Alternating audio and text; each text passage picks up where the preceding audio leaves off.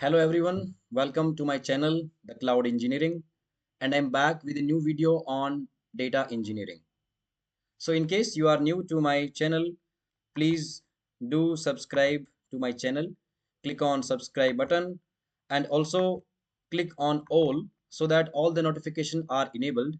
That means you will not miss any video, whether it is about AWS services or it's about data engineering projects or it's about interview preparation. So let's start with today's topic.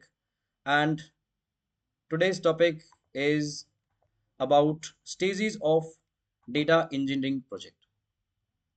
So whichever cloud you are going with, or even if you are not going with any cloud, or if you are directly working on any tool, if it's a data engineering project, there will be few stages, and let's try to understand the purpose and the benefit of each stage. Okay, so we'll start with stage 1, and stage 1 is about, I would say, data ingestion. Okay, so stage 1 is about data ingestion. So whenever we are getting some data from different data sources, first you need to load the data somewhere. So the first thing is how to get data from various data sources. Okay, and those can be, I would say, SFTP servers. Okay, I can say like data from SFTP servers, or that can be server logs, or it may be possible that your data, or I would say raw data, is available in S3. S3 is storage solution provided by AWS. In case you are working on any other cloud, then if you are working on Google Cloud, then Google Drive will be your storage solution for that. So you may get data from different sources, and once you get the data, you can start processing on that. But the first thing is how to get the data. That can be manual. So let's write it here, like how to get input data.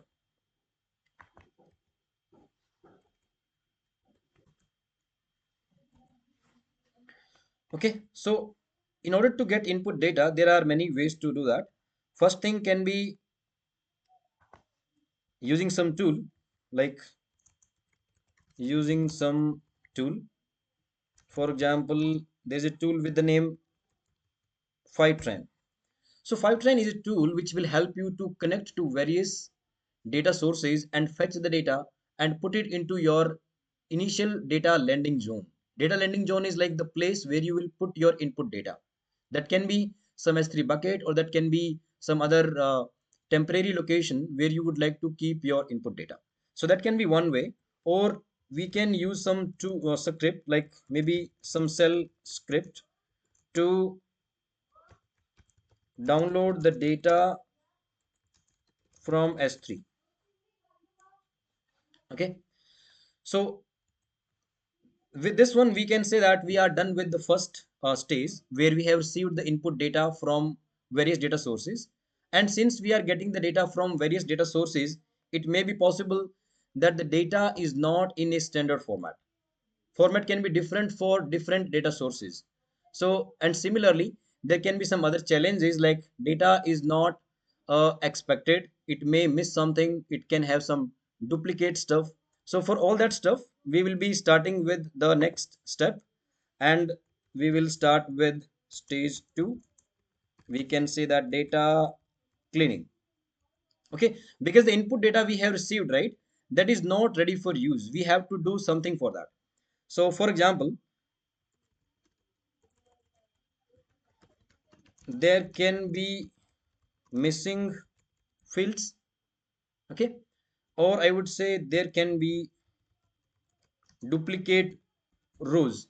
Suppose there is a data related to employees, and we are expecting that for individual employee there should be only one record, but in case data is duplicate, so we have to remove the duplicate also. So this is known as data cleansing. And how to do that?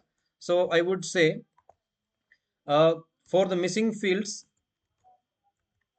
you can either fill the data with some blank. I would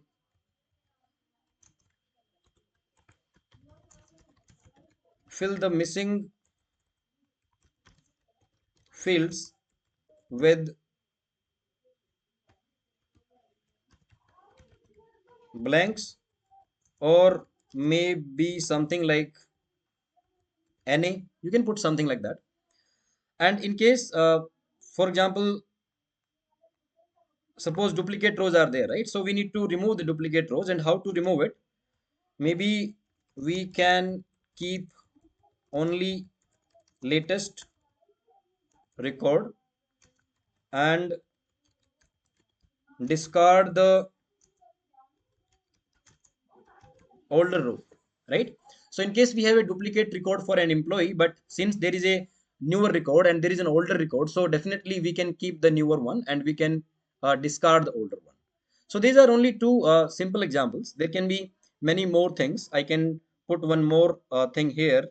I would say, I can say one more thing, like removing extra spaces from text. Okay, because sometimes extra space can cause some mismatch. So sometimes if there are additional space in the beginning or additional space at the end, we can remove that, and that can also help in data cleansing process. Okay, so these are two stages, and after data cleansing we will be moving to the next category, and we can call it as stage 3. Okay, and I can give the name as standardization. Okay, so I was explaining that when you are getting data from various data sources, data may not be in a same format. So first of all, before we start processing the data, let's make the data in a standard format so that it's easy to analyze that. Okay, so for example, I will take an example. For example, just give me a moment.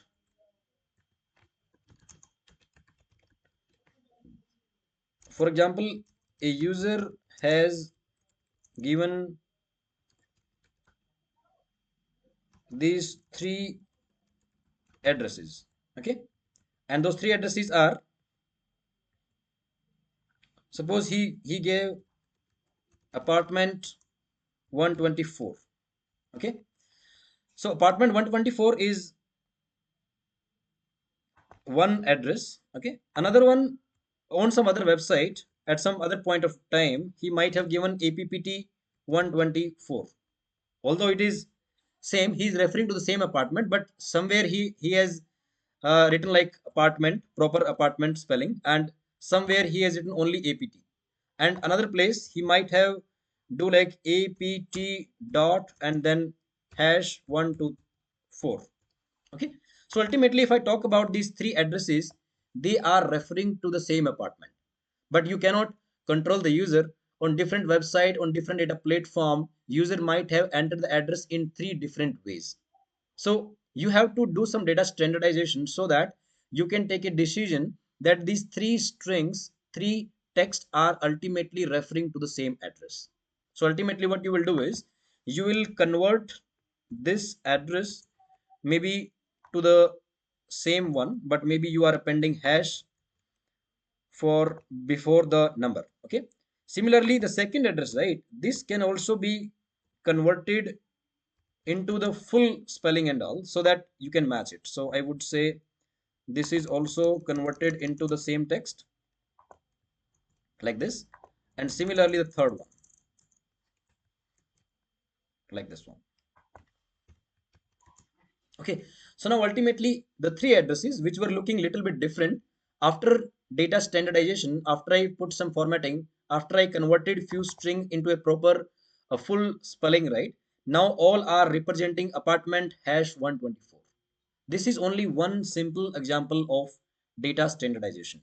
There can be many more. If I take another example, suppose I will take another example of zip code. Okay, So zip code in different countries,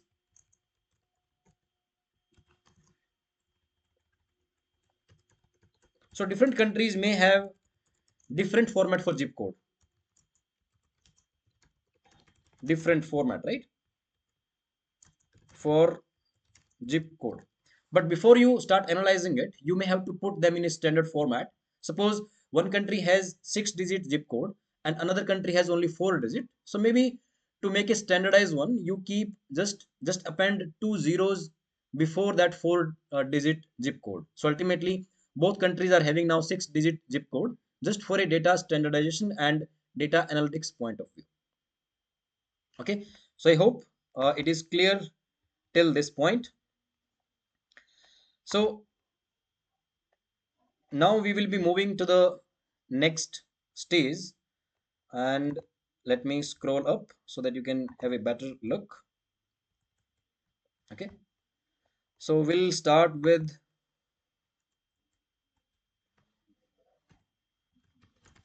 stage 4, and stage 4 is basically your data transformation. So you must have noticed that till now we haven't done anything like analytics or transforming the data. We were simply cleansing the data. That means we were removing some additional values, some special characters, some additional spaces, and duplicate data, and adding some missing values and all that stuff we were doing, right? So now data transformation will happen, and that is nothing but, I would say, join one data set with another data set. Okay, for example, the credit card information for individual customer is available in one file, but the customer address is available in a different file, or maybe customer address is maintained in a different data source that's coming from altogether different format, XML format or some other format, right? So address can be at one place, and what is the credit history for that user that may be available in a different file, and another detail can be like what is credit score of that customer, how frequently he's paying bills on time, and all that stuff, right? So in order to do your data analytics, you need to join different data. So that's what I'm writing here. Okay. And I can say another thing that may be like applying aggregates on the data. Okay. For example, find the total revenue from Asia Pacific market. Okay, so this is one of the, you can say, calculation, because you have large amount of data, and the data contains detail about various users from the globe, and you want to do some analytics. The analytics may be based upon some country code, based upon the market, based upon continent, or based upon many more criterias. So you are doing transformation here as part of this fourth stage. Okay, and after that we have the next stage, that would be data analytics. Okay, now your data is cleaned up, data is transformed, data is joined with another set of data, so that we have all the required details together. So finally, what you can do is you can find some data analytics. I could say pattern finding. Suppose you have some credit card history with you, and you want to find out that how many people are closing their credit card in March. For example, there is a possibility that the credit card are being renewed in April, and there will be some annual fee. So just before that renewal time, people are putting request for closure of their credit card. So you need to monitor these things so that you can come up with some retention plan, so that you can give some offers to the customer, and you can make sure that these people are not closing their credit card. That one of the possibility. So you can find out some pattern. Another pattern can be there. Just give me a moment. Let me decrease some size. Okay. Another possibility can be there that people are putting request for new credit card in December, because most of the people goes for a vacation on the year end, and maybe just before that people are putting a lot of requests for new credit cards. If that is the case, you should again come up with some attractive plans so that you can onboard more people for new credit cards. So if you have some history data from last few years, you can find out some pattern, and those pattern can help you to move your business in a proper way, and you can put more efforts on the areas where you need to you can say improve upon. Okay, another example I can say, it can be like fraud detection. Suppose there is a sudden transaction from a altogether remote country, and that is also a huge amount. So most probably it can be a fraud.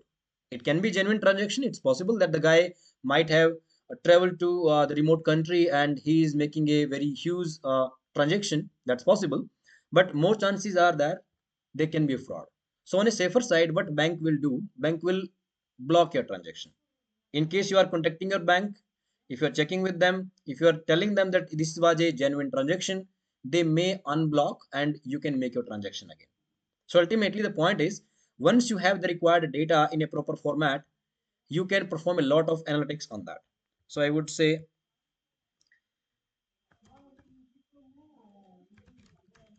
transaction from remote country and with huge amount. So that is a possible fraud. Okay. So this is all about data analytics, and the final step is, I would say, there's one more step, that would be load final data to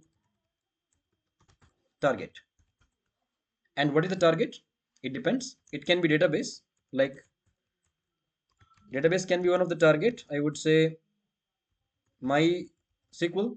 It can be Redshift, or it can be Snowflake, or another possibility is that you will put your data in S3 for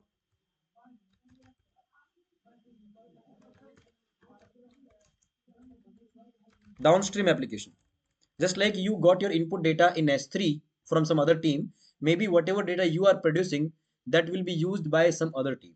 So you are putting the data back into S3 in a different location so that the next application can use the data. Or there can be another possibility, like upload data to some SFTP server. So it depends, because you have done your data analytics.